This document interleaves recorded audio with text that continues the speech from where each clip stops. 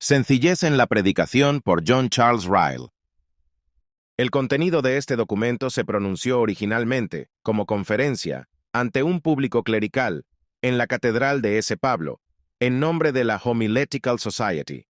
Debo pedir disculpas si el cierto estilo presenta rudeza y brusquedad, pero mis lectores tendrán la amabilidad de recordar que la conferencia se pronunció, no estaba escrita, y se ha preparado para su impresión a partir de las notas manuscritas que tomó alguno de los presentes. El rey Salomón dice, en el libro del Eclesiastés, que no hay fin de hacer muchos libros. Eclesiastés capítulo 12, versículo 12. Pocos asuntos hay a los que se pueda aplicar este consejo mejor que a la predicación. Con los libros que se han escrito para enseñar a los ministros a predicar, se podría formar una pequeña biblioteca. En el nuevo y modesto tratado que ofrezco, no me propongo más que tocar un aspecto de la cuestión. No es mi intención considerar cuáles deberían ser el fundamento y el tema de un sermón. De manera deliberada dejaré de lado puntos como la seriedad, la unción, la vitalidad, la calidez y otros parecidos, o las ventajas que tienen los sermones escritos o improvisados en comparación. Es mi deseo ceñirme a un solo asunto, que recibe mucha menos atención de la que merece. Me refiero a la sencillez en el lenguaje y en el estilo. Si es que la experiencia sirve de algo, yo debería ser capaz de decir a mis lectores alguna cosa acerca de la sencillez. Hace 40 años que empecé a predicar, cuando fui ordenado en una pobre parroquia rural, y gran parte de mi vida ministerial se ha desarrollado predicando a peones y granjeros. Estoy familiarizado con la gran dificultad que comporta el predicar a una congregación de esa clase, cómo hacerles entender lo que se quiere decir y asegurarse su atención. En lo que se refiere al lenguaje y a la composición, no dudo en decir que preferiría hablar en las universidades de Oxford o Cambridge, o en el Temple, o en el Lincoln's Inn, o en las Houses of Parliament, antes que dirigirme a una congregación agrícola en una hermosa y cálida tarde de agosto.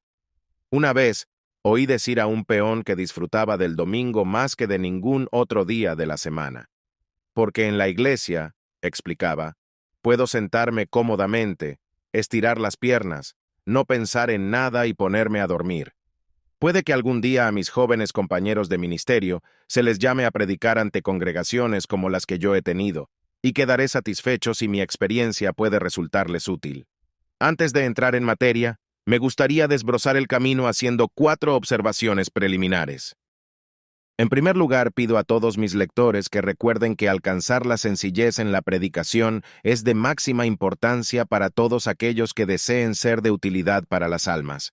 Si no somos sencillos en nuestros sermones, nunca se nos entenderá, y si no se nos entiende, nunca podremos hacer bien a aquellos que nos oyen. En las sabias palabras de Quintiliano, si no deseamos que nos entiendan, merecemos que nos abandonen. Por supuesto, el primer propósito de un ministro debería ser el de predicar la verdad, toda la verdad, y nada más que la verdad que está en Jesús. Efesios capítulo 4, versículo 21. Pero lo siguiente a lo que debería aspirar es a que su sermón sea comprensible, y la mayoría de sus oyentes no lo comprenderán si no es sencillo. Mi siguiente observación preliminar será que alcanzar la sencillez en la predicación no es en absoluto tarea fácil. El mayor error sería suponer que lo es. Hacer que lo difícil parezca difícil, por decirlo con palabras del arzobispo Usher, está en manos de cualquiera, pero hacer que las cosas difíciles parezcan sencillas e inteligibles es una cima que muy pocos oradores alcanzan. Uno de los más sabios y mejores puritanos dijo hace 200 años que la mayor parte de los predicadores disparan por encima de las cabezas de sus oyentes. Esto sigue siendo verdad en el año de 1887. Me temo que una proporción muy amplia de aquello que predicamos es tan incomprensible para nuestros oyentes como si fuesen griegos. Cuando el público oye un sermón sencillo o lee un folleto sencillo, dice, ¡qué cierto, qué claro, qué fácil de entender! Y quizás suponga que cualquiera es capaz de escribir con ese estilo. Me permitiré decirles a mis lectores que es extremadamente difícil escribir de manera sencilla, clara, perspicua y contundente. Tomemos como ejemplo los sermones de Charles Bradley, de Clapham. Cualquiera de sus sermones supone una agradable lectura. Son tan sencillos y naturales que cualquiera se daría cuenta sin más de que su significado es tan claro como el sol al mediodía. Todas las palabras son las correctas, y todas están en el lugar que les corresponde. Sin embargo, conseguirlo le costaba al señor Bradley un gran esfuerzo. Los que hayan leído con atención la novela de Goldsmith titulada El vicario de Wakefield, difícilmente dejarán de advertir la exquisita naturalidad, soltura y sencillez de su lenguaje, y aún así es sabido que las penas, los apuros y el tiempo que le costaron fueron inmensos. Comparemos el vicario de Wakefield con el Rasselas de Johnson, que se despachó en solo unos pocos días, según se dice, bajo una fuerte presión. Y la diferencia se hará evidente al instante. De hecho, utilizar palabras muy largas, parecer muy docto, hacer que la audiencia salga de un sermón comentando «qué sutil, qué inteligente, qué grandioso», es muy fácil. Pero escribir algo que sacuda las conciencias y que quede prendido en ellas, pronunciar o escribir algo tan atrayente como inteligible y que se grabe en la mente del que escucha y nunca se olvide, eso, podemos estar seguros, es un logro muy difícil y que raras veces se alcanza. Permítaseme señalar, en siguiente lugar, que cuando recomiendo a mis lectores sencillez en la predicación, no estoy defendiendo una predicación pueril. Si pensamos que a los pobres les gusta esa clase de sermón, estamos cometiendo un grave error. Si los que nos escuchan creyesen que los considerarnos un atajo de pueblerinos ignorantes a los que cualquier comida para niños les basta, nuestra oportunidad de hacerles algún bien estaría totalmente perdida. A los oyentes no les gusta siquiera que los sermones parezcan condescendientes. Sienten que no se les está tratando como a iguales, sino como a personas inferiores.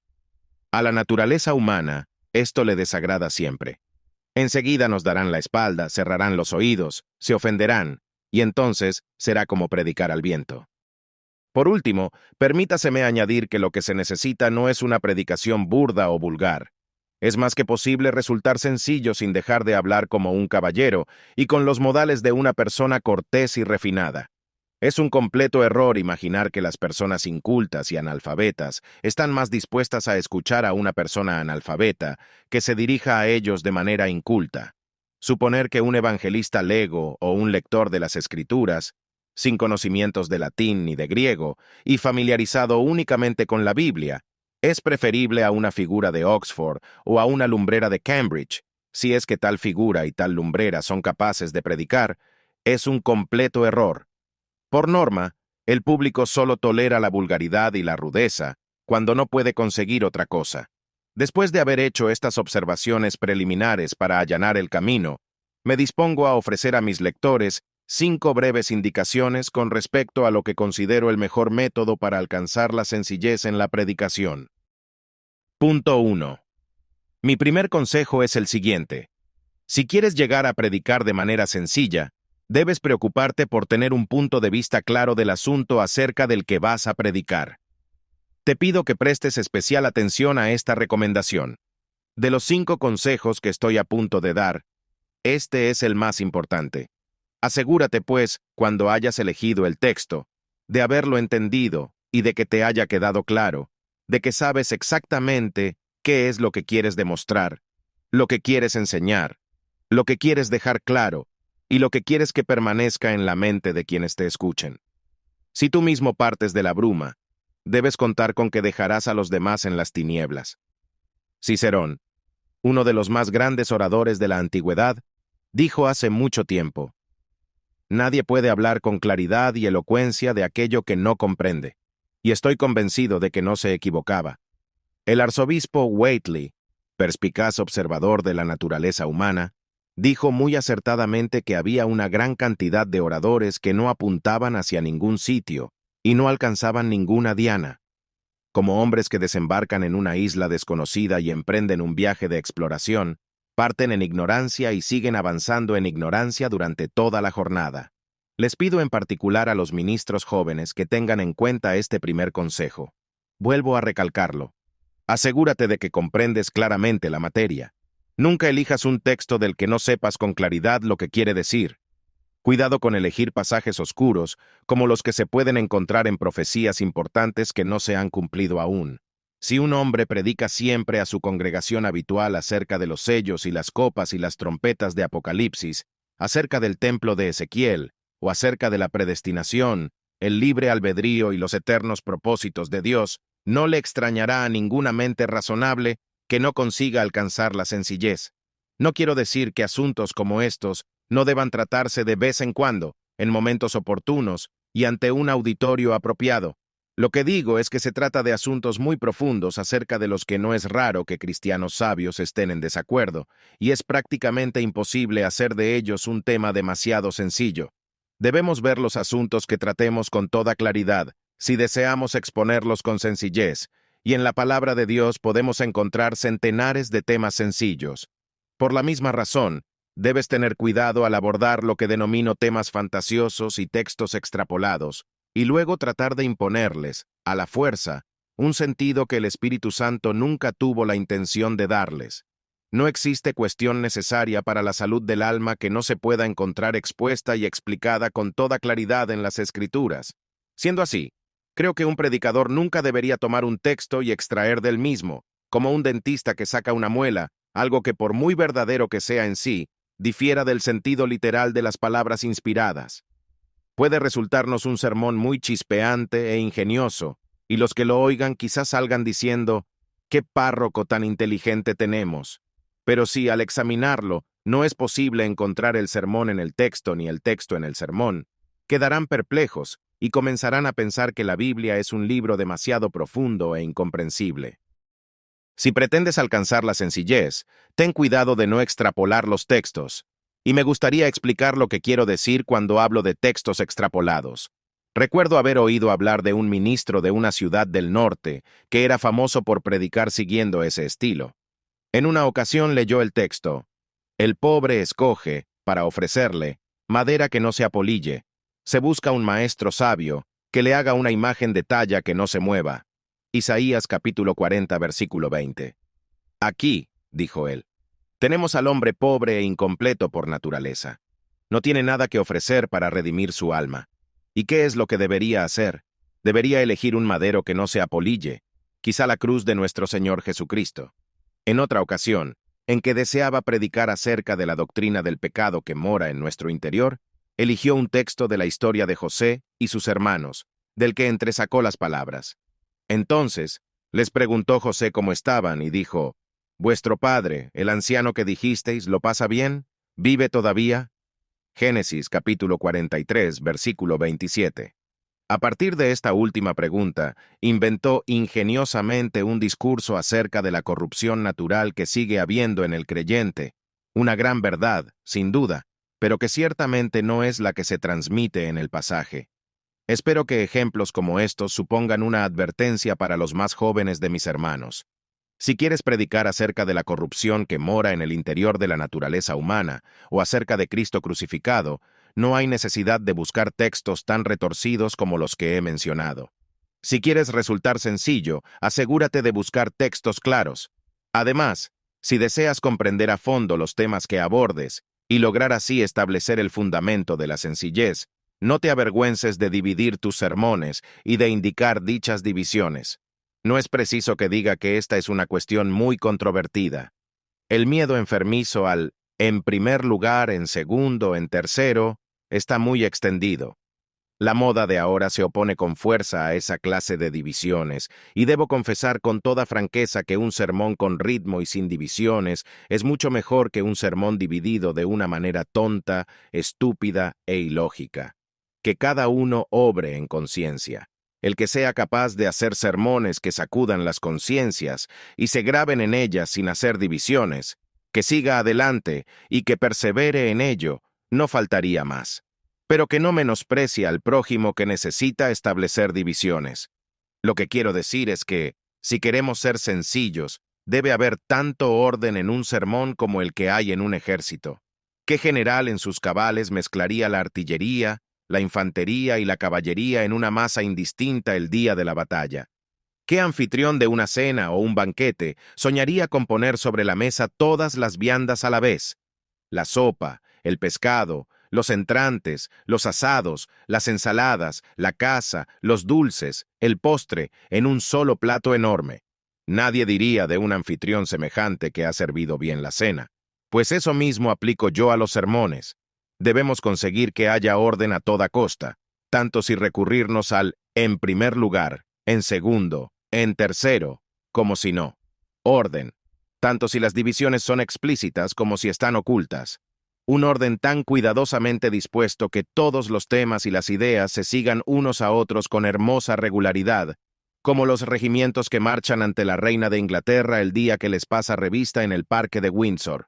Por lo que a mí concierne, confieso con toda sinceridad que no creo haber dado en mi vida 2 sermones sin establecer unas divisiones.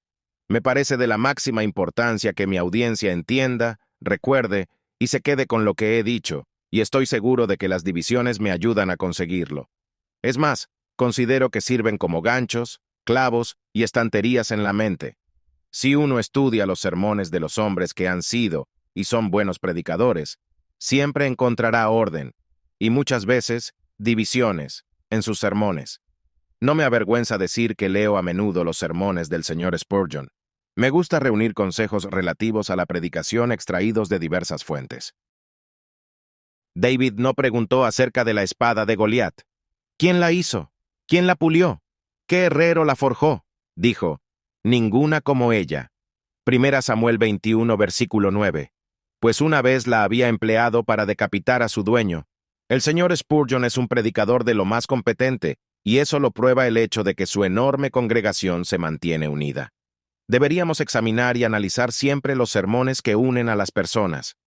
Cuando leas un sermón del señor Spurgeon, fíjate en lo clara y transparentemente que divide el sermón, y en cómo siembra cada una de sus partes de hermosas y sencillas ideas. Con qué facilidad captas el sentido, de qué manera tan profunda te enfrenta con una serie de grandes verdades que se aferran a ti como ganchos de acero, y que una vez plantadas en tu memoria, nunca olvidas.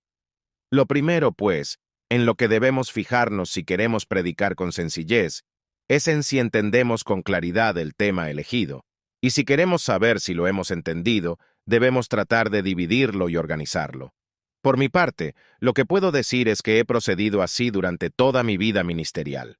A lo largo de 45 años, he utilizado cuadernos en los que he ido apuntando textos y comienzos de sermones para utilizarlos cuando me hiciera falta.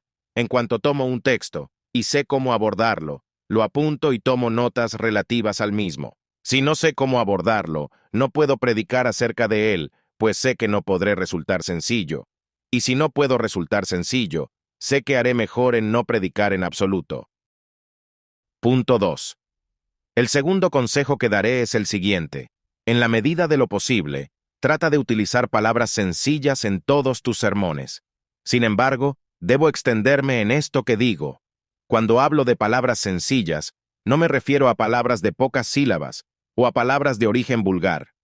Repetiré las palabras de aquel antiguo sabio pagano, Cicerón, cuando dijo que los oradores deben tratar de utilizar palabras que estén en el uso diario habitual de la gente. No importa qué palabras utilices, siempre que sean palabras de uso corriente y comprensibles para todo el mundo. Hagas lo que hagas, solo debes tener cuidado con las palabras que los pobres llaman, sagazmente, de diccionario, es decir, palabras abstractas, científicas, pedantes, complicadas, indefinidas o demasiado largas. Pueden sonar muy refinadas e impresionar a todo el mundo, pero rara vez resultan de utilidad. Las palabras más convincentes y contundentes, por regla general, suelen ser muy cortas. Permítaseme extenderme un poco más para confirmar lo que acabo de decir acerca de esa falacia tan común que considera sumamente deseable el no utilizar nunca palabras de origen culto. Me gustaría recordarte que escritores de notable simplicidad emplean un vasto número de palabras de origen culto. Tomemos, por ejemplo, la famosa obra de Juan Bunyan, y examinemos el título mismo, El progreso del peregrino. Todas las palabras principales son de origen culto. ¿Habría el autor mejorado la cuestión si la hubiera llamado La caminata del caminante? Diciendo esto, estoy reconociendo abiertamente que las palabras de origen francés y latino, por lo general, suelen ser inferiores a las de origen vulgar, y como norma, debería decir, te recomiendo que utilices palabras corrientes, más bien que palabras cultas. Lo único que quiero decir es que no debes pensar que lo más natural es que las palabras no puedan ser buenas y sencillas si no son de origen corriente. En cualquier caso, ten cuidado con las palabras largas. El Dr. G, en su excelente libro Our Sermons, Nuestros Sermones, señala muy pertinentemente la inutilidad de emplear palabras largas y expresiones poco comunes.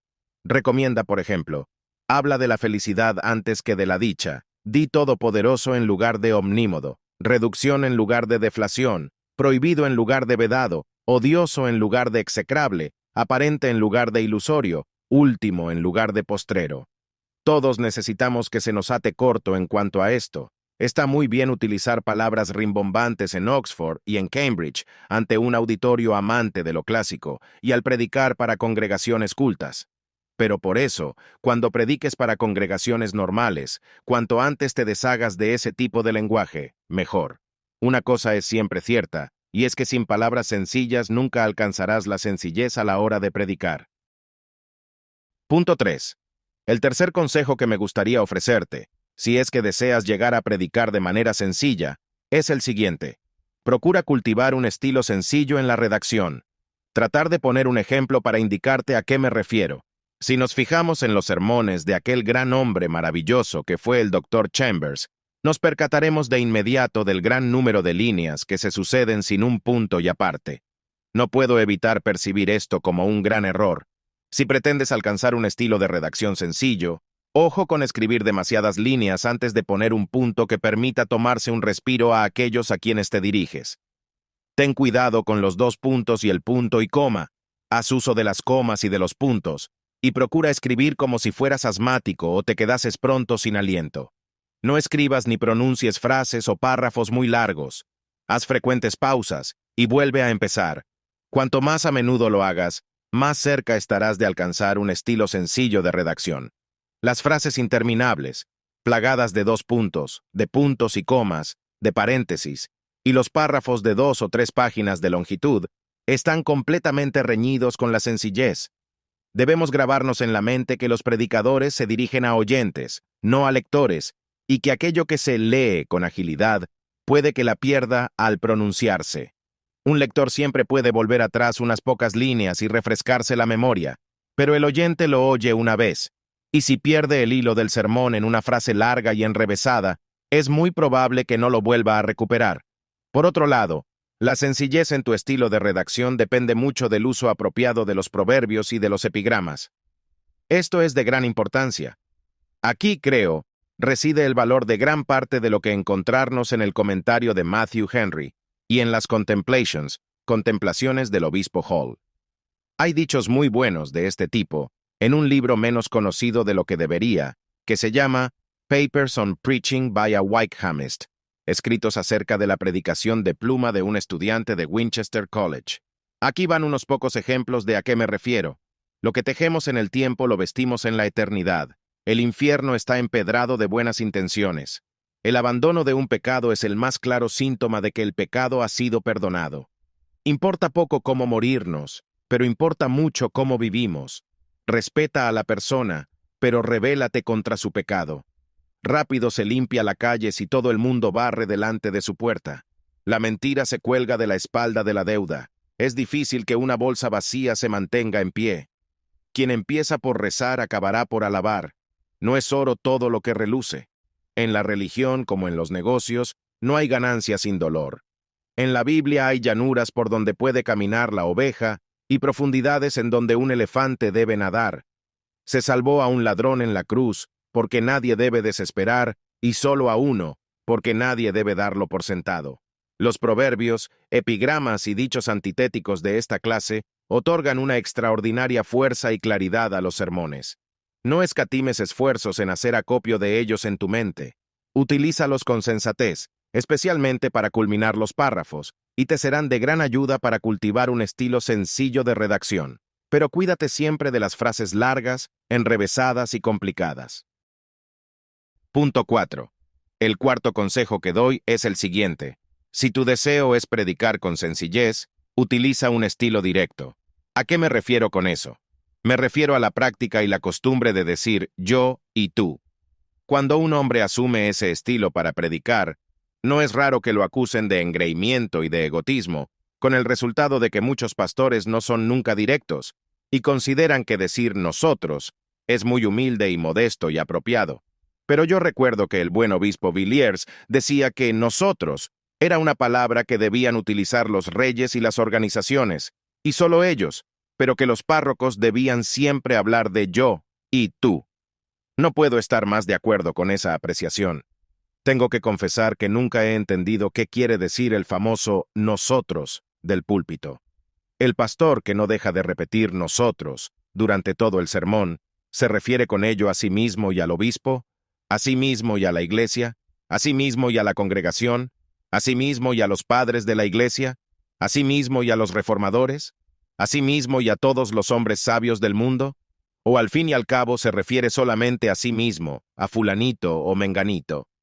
Si solo se refiere a sí mismo, ¿qué razón puede aducir para preferir la forma plural, en lugar de decir simple y llanamente yo?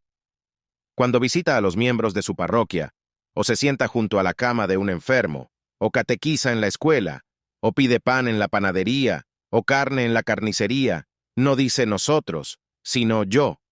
¿Por qué entonces, me pregunto, no puede decir yo también en el púlpito? ¿Con qué derecho habla él, un hombre corriente, en nombre de otros? ¿Por qué, en el servicio del domingo, no se pone en pie y dice, al leer la palabra de Dios, he encontrado un texto que dice cosas como estas y quiero exponerlas ante esta congregación? Estoy seguro de que hay muchas personas que no entienden a qué se refiere el pastor cuando dice nosotros.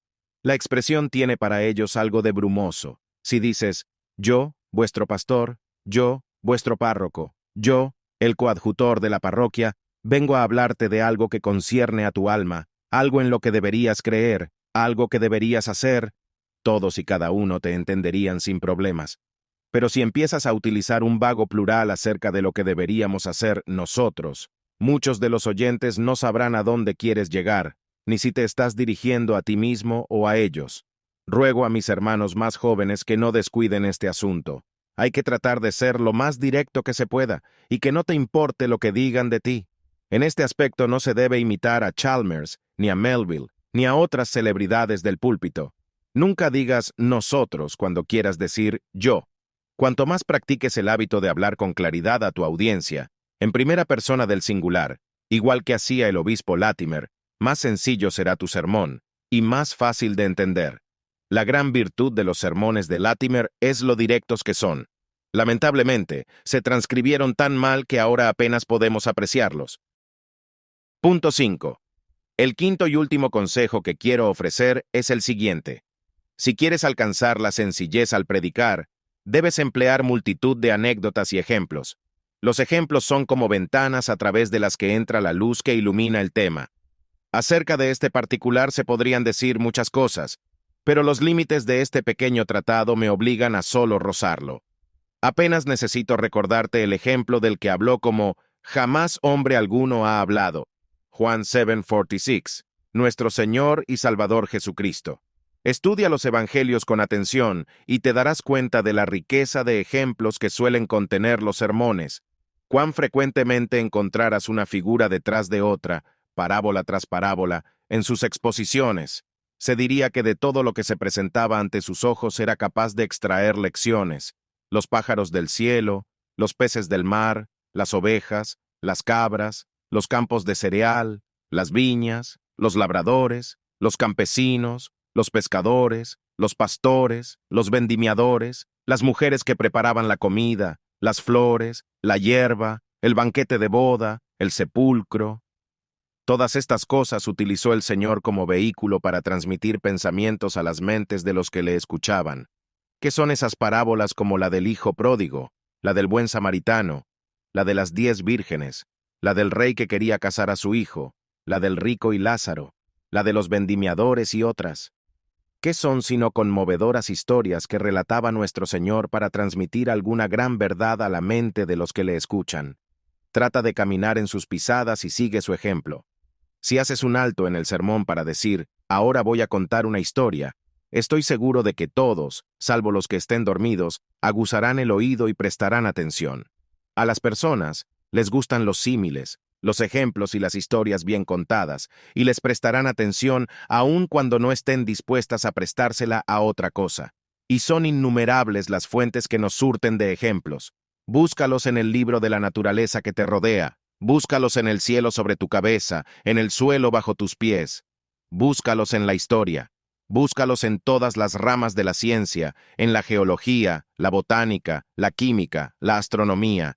¿Qué hay en el cielo o en la tierra de lo que no se puedan extraer ejemplos que arrojen luz sobre el mensaje del Evangelio? Lee los sermones del obispo Latimer, que tal vez sean los más populares que jamás se hayan pronunciado. Lee las obras de Brooks, de Watson, de Swinock, de los puritanos, que llenos están de ejemplos, de figuras, de metáforas, de historias. Fíjate en los sermones del señor Moody. ¿Cuál es uno de los secretos de su popularidad? Que sus sermones están plagados de historias agradables. El mejor orador, dice un proverbio árabe, es aquel capaz de transformar el oído en ojo. En cuanto a mí, no solo trato de contar historias, sino que en las parroquias rurales he utilizado a veces ejemplos familiares que mi audiencia podía ver. Por ejemplo, quiero mostrarles que debió haber una primera gran causa, o ser que hizo este mundo.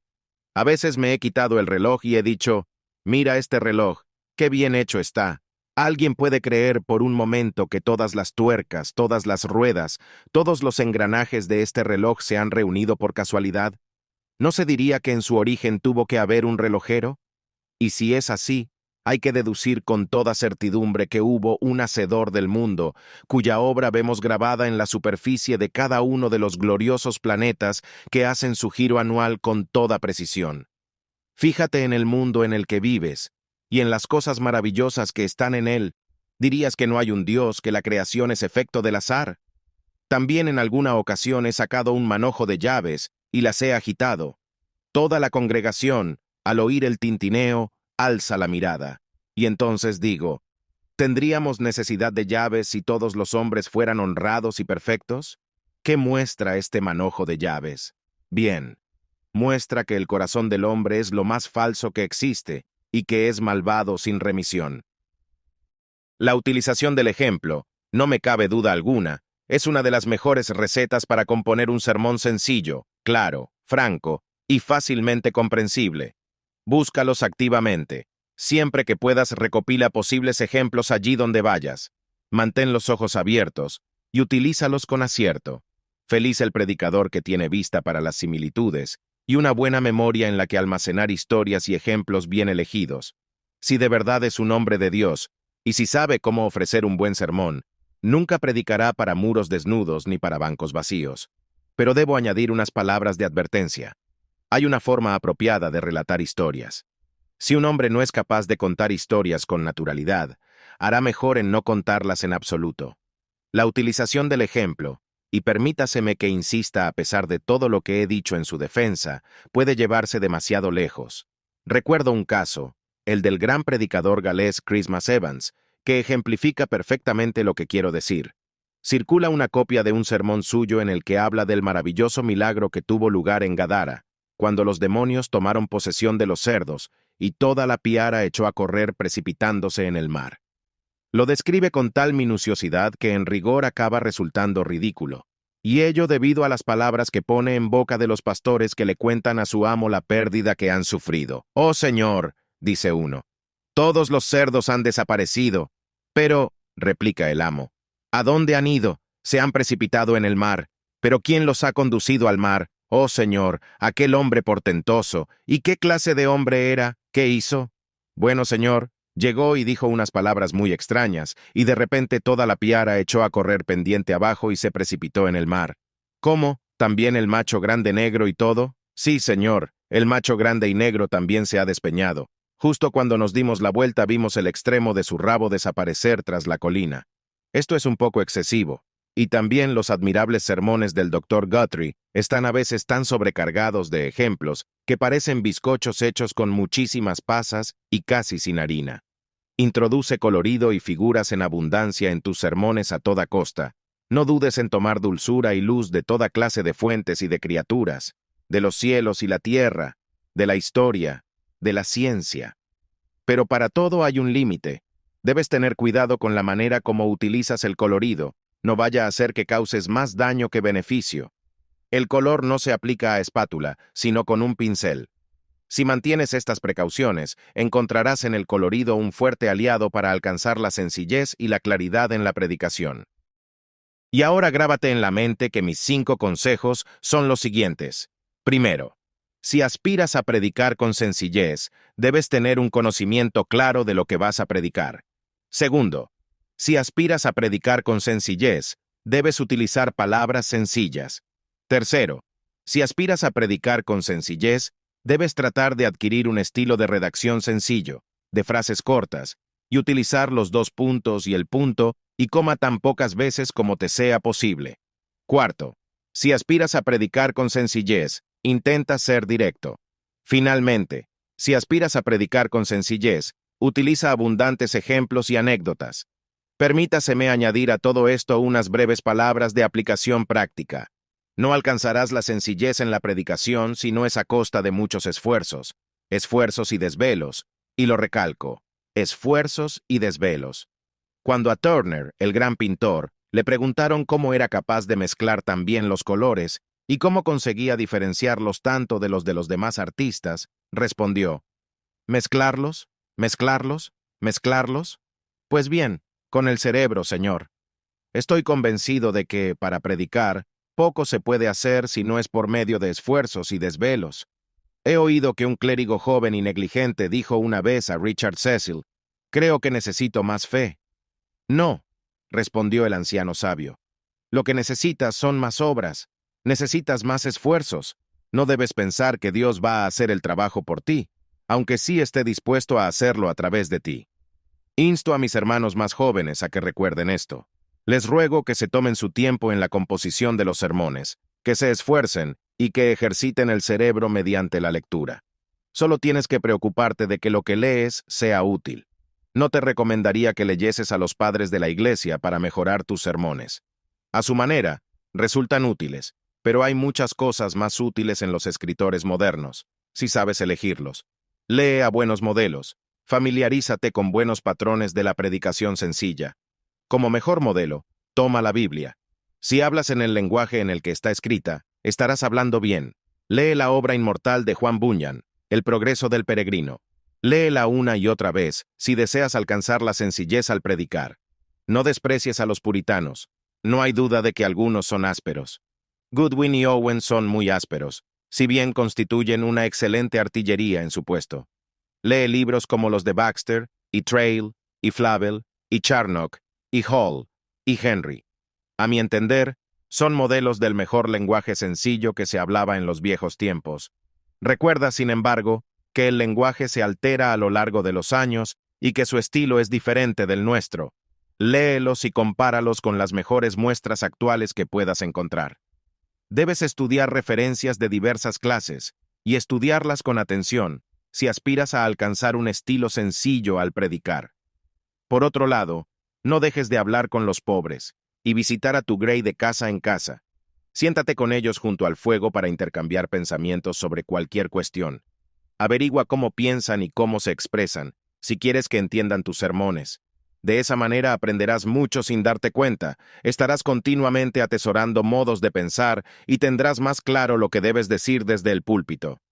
A un humilde clérigo rural le preguntaron una vez si estudiaba a los padres. Aquel respetable hombre contestó que se le presentaban muy pocas oportunidades de estudiar a los padres, puesto que solían estar en los campos cuando él iba de visita, pero que estudiaba mucho a las madres, pues solía encontrarlas en casa y así podía hablar con ellas. Lo hiciera a propósito o no, el buen hombre dio justo en el clavo. Debemos hablar con nuestra congregación cuando estamos fuera de la iglesia, si queremos entender cómo debemos predicarles cuando sí estemos en ella. Conclusiones finales. Primero, solo diré, como conclusión, que sea lo que prediquemos, cualquiera que sea el púlpito que ocupemos, bien prediquemos con sencillez o no, bien leamos lo que hemos escrito o improvisemos, nuestro objetivo debería ir más allá de los meros fuegos de artificio y aspirar a una predicación que reporte un beneficio duradero para las almas. Seamos cautos con los fuegos artificiales en nuestros sermones.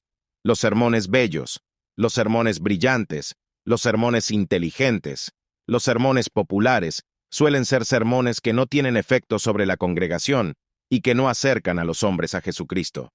Concentrémonos de tal modo en la predicación que lo que digamos pueda anidar en las mentes de los hombres, en sus conciencias y en sus corazones, y que les haga pensar y reflexionar. Segundo, toda la sencillez del mundo puede ser completamente inútil si no predicamos el sencillo evangelio de Jesucristo de manera tan completa y clara que todo el mundo pueda entenderlo. Si Cristo crucificado no tiene el sitio que le corresponde en el sermón, y si el pecado no se denuncia como debiera, y si a los miembros de tu congregación no les dices claramente lo que deben creer, y ser, y hacer, tu predicación no sirve de nada. Tercero, y por último, toda la sencillez del mundo será inútil también sin una declamación vivaz. Si hundes la cabeza en el pecho, y si farfullas inclinado sobre el manuscrito en un tono apagado y monótono, como el de un abejorro atrapado en un frasco, hasta el punto de que la audiencia no entienda de qué estás hablando, tu predicación será en vano. Hazme caso. A la declamación no se le presta la debida atención en nuestra iglesia. En este asunto, como en todo lo que tiene que ver con la ciencia de la predicación, considero que la Iglesia de Inglaterra es, por desgracia, deficiente.